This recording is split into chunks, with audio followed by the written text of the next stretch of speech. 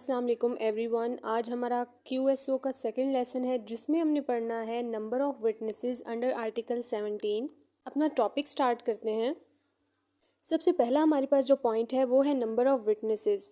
इसमें वो कहता है कि किसी भी केस में जो नंबर ऑफ विटनेसेस हैं उनको डिसाइड करने के लिए कि भाई एक केस में कितने विटनेसेस होने चाहिए, कितने गवाह जो हैं वो एक फैक्ट को प्रूव और डिसअप्रूव कर सकते हैं, वो डिसाइड किया जाएगा इन अकॉर्डेंस विद द इस्लाम के मुताबिक। जैसे कुरान और सुन्ना में हमें बता दिया गया है ना, उसी हिसाब से हम जो है वो किसी केस के अंदर विटनेसेस को काउंट करेंगे। हुदूद केसेस हम देख लेते हैं। इसमें नंबर 1 पे वो कहता है हराबा और थेफ्ट लाइबल टू हद।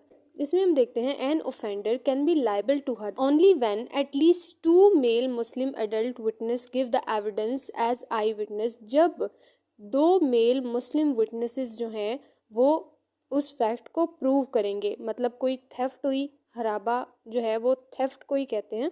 तो अगर थेफ्ट हो गई है तो उसको अगर 2 मेल मुस्लिम अडल्ट विटनेसेस ने उसको एज अ आई विटनेस आकर अदालत में गवाही दे दी। उसके बाद नेक्स्ट पॉइंट है ऑफेंस ऑफ जिना और जिना बिल जबर। अगर कोई ऑफेंस हुआ है जिना का या जिना बिल जबर का, तो वहाँ पे कितने जो विटनेसेस हैं वो उस केस को टेस्टिफाई कर सकते हैं, वहाँ पे अपनी टेस्टिमनी दे सकते हैं। इसमें वो कहता है आइदर गिल्टी प्ली, या तो वो जो बंदा है जो जानी है वो खुद कह दे कि जी हाँ ये गलती की, यानी कन्फेस कर ले, या फिर evidence by 4 Muslim male witness of integrity, यानी जिना को प्रूव करने के लिए 4 मेल विटनेसेस जो हैं वो होने चाहिए। इसमें फीमेल की गवाही नहीं होती। उसके बाद है ऑफेंस ऑफ कज़फ। इसमें वो कहता है there is either need of a guilty plea, या तो वो बंदा खुद मान ले, कन्फेस कर ले तो कि मैंने ये काम किया है, कज़फ किया है, या फिर the evidence of 2 adult Muslim male of integrity, यानी इज़्ज़तदार जो 2 मुस्लिम मेल है ना, वो उनकी अच्छी सोसाइटी में एक रेपुटेशन होनी चाहिए, बाइज़्ज़त वो लोग होने चाहिए जो कि विटनेसेस हैं, और वो कम से कम 2 होने चाहिए। नेक्स्ट है ऑफेंस ऑफ ड्रिंकिंग। कहा जाए कि इस बंदे ने शराब पी है, तो अब यहाँ पे इस चीज़ को कितने लोग जो हैं वो चाहिए हैं उस फैक्ट को प्रूव करने के लिए, कितने विटनेसेस चाहिए। इसमें वो कहता है आइदर अ गिल्टी प्ली, या वो जिसने ड्रंक पर्सन है वो खुद कह दे कि जी हाँ मैंने ये जुर्म किया है, तो वहाँ पे वो लाइबल टू हद होगा। और दूसरा the evidence by 2 adult Muslim male of integrity, 2 Muslim जो मेल्स हैं ना वो उस फैक्ट को प्रूव कर सकते हैं। 2 लोग आएँ और वो कहें कि हाँ हमने अपनी आंखों से देखा, और वो मेल होने चाहिए, और मेल ऑफ इंटेग्रिटी यानी वो बावकार बाइज़्ज़त लोग होने चाहिए, उनकी रेपुटेशन अच्छी होनी चाहिए। ये तो हमने हदूद के केसेस पढ़ लिए। नेक्स्ट हमारा जो पॉइंट है वो है मैटर्स रिलेटिंग टू फाइनेंशियल और future obligation under article 17(2)(a। Financial जो केसेस हैं, जब लेन देन के मामलात हैं, उसमें अगर हमने किसी फैक्ट को प्रूव और डिसअप्रूव करना है तो उसमें कितने विटनेसेस रिक्वायर होंगे, तो ये हम पढ़ेंगे अंडर आर्टिकल 17(2)(a ऑफ कानून शहादत ऑर्डिनेंस। इसमें वो कहता है a written instrument in matters relating to financial और फ्यूचर ऑब्लिगेशन।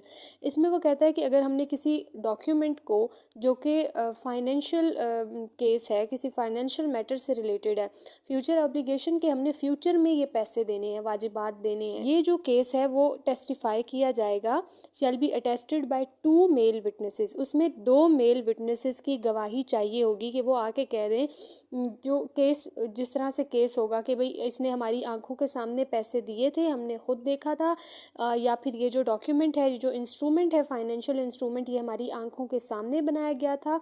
तो कम से कम 2 लोग जो हैं वो गवाही देंगे, 2 मेल गवाही देंगे। और दूसरी कंडीशन उसने लगा दी कि अगर 2 मेल नहीं है तो उस सूरत में क्या होगा कि 1 मेल और 2 फीमेल विटनेसेस गवाही देंगी। इसमें वो कहता है the requirement of 2 female witnesses is when a male witness is not available. 2 औरतों की गवाही सिर्फ तब होगी जहाँ पे एक जो मेल विटनेस है वो अवेलेबल नहीं है। और इसकी रीज़न क्या है, and the reason of requiring 2 female witnesses is that, और इसकी रीज़न ये है कि when of the 2 female witnesses errors, जहाँ पे 2 औरतों के बयान में कोई एरर आ जाए, एक कुछ कह रही है एक कुछ कह रही है, उनकी तस्दीक करने के लिए कि अगर एक एरर करे तो दूसरी के फैक्ट से उस मैटर को हम जो है वो देख लें कि क्या सच है और क्या झूठ है। नेक्स्ट है सिविल और क्रिमिनल मैटर्स। सिविल और क्रिमिनल मैटर्स में कितने गवाहों की जो है वो रिक्वायरमेंट होती है, ये है आर्टिकल 2B। इसमें वो कहता है in case and the matters other than above. Other than above मतलब ये जो हमने हुदूद के केसेस पढ़े हैं, जो फाइनेंशियल केसेस पढ़े हैं, इनके अलावा अगर क्रिमिनल और सिविल मैटर्स हैं तो उसमें कितने गवाह हमें चाहिए होंगे। इसमें वो कहता है no particular number of witnesses are required to prove a right और लाइबिलिटी और द फैक्ट। इसमें वो कहता है कि सिविल और क्रिमिनल केसेस में नंबर ऑफ विटनेसेस जो हैं वो रिक्वायर नहीं होते। एक विटनेस भी जो है वो इसमें आ जाता है, दो भी इसमें कोई शर्त नहीं है कि इतने मेल होंगे इतने फीमेल होंगे तो तभी हम किसी केस को जो है वो प्रूव, किसी फैक्ट को प्रूव और डिसअप्रूव करेंगे, ऐसा नहीं है। सिविल और क्रिमिनल में no particular number of witnesses are required, कोई हद नहीं है, एक भी बंदा आके, एक औरत भी आके किसी फैक्ट को प्रूव डिसअप्रूव कर सकती है। इसमें आगे वो नेक्स्ट कहता है a court may accept and act upon the testimony of one man और वन वुमेन, कि एक कोर्ट जो है वो एक मर्द की या फिर एक औरत की गवाही के ऊपर भी एक केस को डिसाइड कर सकती है, और सच अदर एविडेंसेस, और जो दूसरे एविडेंस, जो सर्कमस्टेंशियल एविडेंस वगैरह हैं, उनको भी साथ में देख सकती है। नेक्स्ट है this provision is based on a well known notion. ये एक वेल नोन नोशन पे बेस करती है। Evidence is to be weighted and not counted. इसमें वो कहता है कि एविडेंसेस को वेटेज दिया जाता है, ना कि उनको काउंट किया जाता है। यानी ज़रूरी नहीं है कि ये नंबर, जो विटनेसेस की तादाद है वो ज़्यादा होनी चाहिए, अगर उनकी क्वालिटी अच्छी है, एविडेंसेस की क्वालिटी अच्छी है, ठोस सबूत हैं, तो ये इनफ है। फिर ये नहीं देखा जाएगा कि ये एक बंदा है तो इस एक बंदे की गवाही से हम किस तरह से मैटर को डिसाइड करें, ये चीज़ नहीं देखी जाती, बल्कि क्वालिटी देखी जाती है, क्वांटिटी नहीं देखी जाती एविडेंसेस की। इसमें नेक्स्ट है क्वांटम ऑफ एविडेंस। इसमें वो कहता है it is quality and not the quantity of evidence which merits a case. किसी केस को डिसाइड करने के लिए क्वालिटी ऑफ एविडेंस मैटर करती है, क्वांटिटी ऑफ एविडेंस मैटर नहीं करती। If prosecution feels satisfied that this case can be proved by producing single witness, अगर prosecution को ये लगता है कि ये जो केस है ये किसी एक विटनेस को पेश करने से प्रूव हो सकता है, डिसाइड हो सकता है, तो then there would be no compulsion for it to produce all those witnesses mentioned in FIR। तो फिर ये ज़रूरी नहीं है कि जितने भी विटनेसेस FIR में लिखे गए हैं उन सब को पेश किया जाए। अगर कोर्ट को ये लगता है कि इस एक पर्टिकुलर बंदे की गवाही से ही हमारा जो मैटर है वो डिसाइड हो सकता है, तो ज़रूरी नहीं है कि FIR में लिखे हुए सारे विटनेसेस को ही अदालत में पेश किया जाए। ये हमारे पास केस लॉ है PLJ 2005 CRC पिशावर 196। नेक्स्ट हमारे पास जो केस लॉ है वो है हुसैन वर्सेस जहूर अहमद। इस केस लॉ में ये लिखा हुआ है the quality and not the quantity which matters. Quality matter करती है, क्वांटिटी मैटर नहीं करती in answering whether a fact has been proved और नॉट, कि एक फैक्ट जो है वो प्रूव हो चुका है या डिसअप्रूव हो चुका है।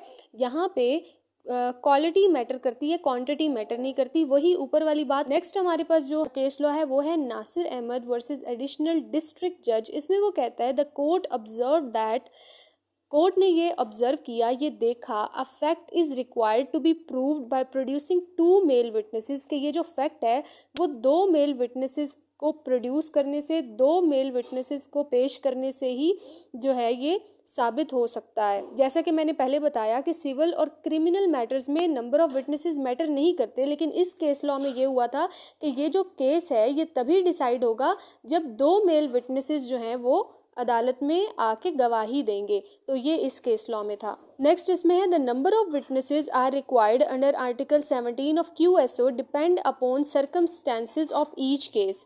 नेक्स्ट जो केस लॉ है वो कहता है कि आर्टिकल 17 जो है वो डिपेंड करता है सर्कमस्टेंसेस ऑफ ईच केस, के हर केस की जो सर्कमस्टेंसेस हैं, हर केस जो है वो वेरी करता है, डिफरेंट है दूसरे केस से। तो ये डिपेंड करता है हर केस में कि कितने गवाह जो हैं वो किसी फैक्ट को प्रूव और डिसअप्रूव करेंगे। तो ये वेरी करता है case to case according to circumstances of the each case.